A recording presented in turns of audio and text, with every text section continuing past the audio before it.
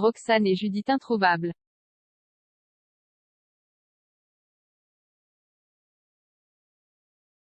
Dans les prochains épisodes, Roxane, Raphaël Volkov, et Judith, Alice Varela, cherchent un moyen pour s'évader du lieu où elles ont été enfermées par Yvan Josse, Norbert Aberlich.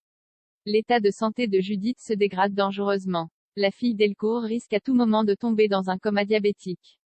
Pour retrouver les deux héroïnes, la police sollicite Victoire, Solène Hébert.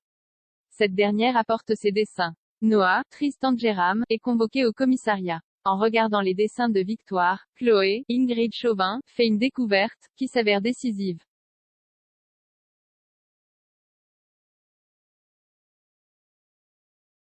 Une héroïne de demain nous appartient dans le coma.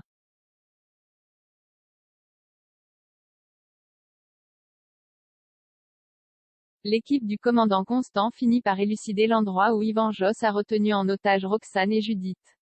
Les deux femmes sont retrouvées. Si Roxane est hors de danger, Judith est dans le coma. Dès lors, la fille Delcourt va-t-elle mourir? Que ses fans se rassurent, ce ne sera pas le cas. Les scénaristes ont été loin d'acter de se séparer de son personnage. À son réveil, Judith prendra des nouvelles de Noah et indiquera à ses parents qu'il compte beaucoup pour elle. Chloé et Alexandre Brasseur, quant à eux, succomberont à la tentation en s'enfermant dans une pièce de l'hôpital.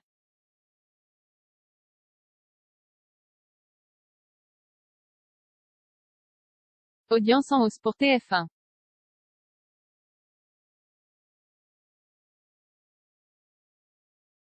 Le mercredi 20 octobre, Demain nous appartient est reparti à la hausse.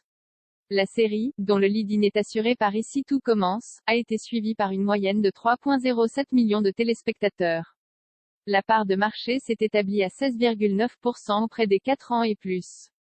En comparaison à mardi, DNA a permis à TF1 d'enregistrer un gain de 0,6 points. Toutefois, la chaîne privée n'a pas réussi à détrôner Nagui du sommet des audiences. L'animateur de France 2 a mobilisé 3,34 millions de téléspectateurs, soit 18,3% de l'ensemble du public, devant N'oubliez pas les paroles.